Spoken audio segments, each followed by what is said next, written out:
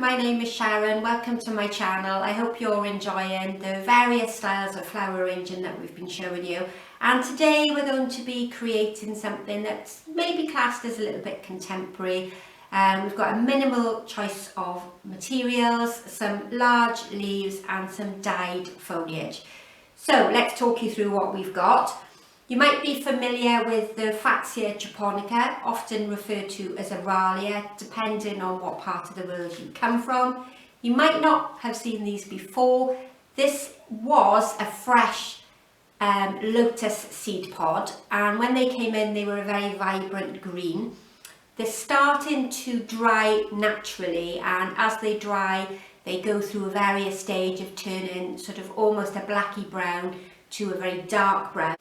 And I thought that the darker sections, as it's naturally drying, gave me a really good colour link with my container and a link with the foliage as well. So we've got a few of those little dried or almost dried lotus heads. Then I have some of the eucalyptus, and this has been dyed, so it was dyed black. It's commercially dyed before I purchased it, and I've dried it here in the studio because I wanted to use it at different times of the year. And then this one is beargrass, and what I've done previously with the beargrass, so just overnight, I tied it almost into a very informal loop so that when it was loose I had a much more exaggerated curve to the shape of that foliage. And we're using a tall, quite narrow necked container which we haven't used before, so we've got a slightly different method of attaching our floral foam. And I don't have a huge amount of material, so I only selected a small piece of floral foam. And I've got one of these containers which sits quite comfortably inside my container, often referred to as candle cups. And then I can place my foam on the top and then use the tape just to secure that into position. So if I take the tape onto my container first, so it's got a dry section to attach to, then I can come all the way over the top and attach it underneath. And if I'm happy that's nice and secure, you could of course go back over the opposite section as well, but then it minimalizes how much foam you have on the top. Just get rid of that out of the way. I'm going to create a very low down design but with a lot of side movement, so it's almost inspired by the traditional crescent shape, so it's similar shape but using far less materials. Okay, so we're going to start by adding some side movement, and I'm going to use the lovely beargrass. Gorgeous shape to this. Remember, it can be a little bit sharp on the edges. Very, very floaty, soft foliage, and I'm trying to get it all so that it's draping downwards. Don't worry too much if it's on the base of the table. That one's poking out the wrong way, so we'll get rid of that one. And then we're going to have a little bit of fun with some other pieces of the grass. And what I'm going to do is to create some loops. So nice clean cut on the bottom, and insert the ends in, and then we're going to twirl it round a little bit. And I'm not looking to create any particular shape. Obviously we're trying to get a circle, but it doesn't matter if it's not a perfect circle.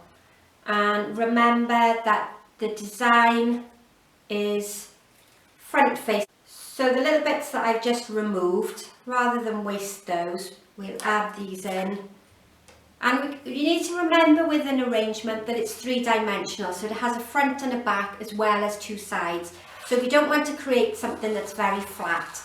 So this now is branching off towards the back, so it gives me some depth to the arrangement. You could of course, if you wanted to be more adventurous, curl this back up on the opposite side, but for today I'm going to leave it casually draping down. And then we're going to play around with a few more loops. see what we come up with.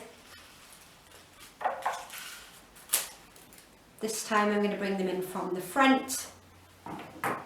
Now bring them up over the top.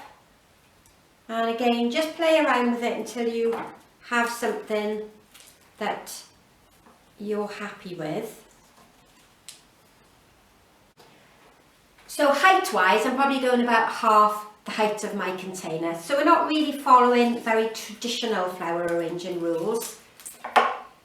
Just having a little play with the various types of material. And because I looped these over the night before, it really benefited those circles.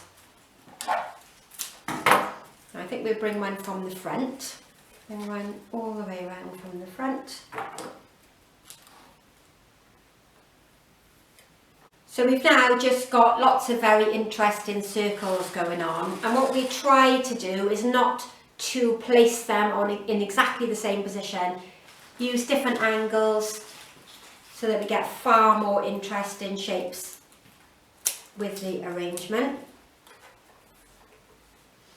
So for a minute, I think that's all I'm going to do with the bear grass. Now we're going to add in some more visibly heavy material, and again, I don't want to put it at the same angle as the bear grass, or it's going to completely spoil the effect that I've already created. I'm just going to reposition the grass slightly, otherwise we've got those two materials fighting for attention alongside one another. That's better. So now I've got a lovely colour link between my container. I've picked up the very dark greys that are on the base, and I'm going to use the black colouring just to come through the middle and back out on the opposite side. Wonderful use of colour. I always find this container can be a little bit tricky to work with because it's hard to find colours that blend in and complement the base. So I was really pleased when I found that the eucalyptus coordinated really well. So remembering to keep lots of movement, not have the design too flat. So you'll see that the colour black now leads from one side to the other. Just when you're looking at the front, bring some through at the back again so that we have some depth in the arrangement. And then I'm going to use the larger leaves just to give me some flat resting. So now I'll use the Fatsia. It's obviously a much bigger leaf, it's a palmate shape, and it will give me almost a resting place within the arrangement. And these are going to be flat and low to my floral foam. We might find that we might have to reposition some of the grass there or some of the eucalyptus, but so far that's working quite well. Again, bring it all the way through to the back so that we've got depth, otherwise your arrangement looks really flat. So if I turn it there from the side, you'll see straight away we've got depth within the arrangement as well as sides and some height. I think that's coming along quite nicely.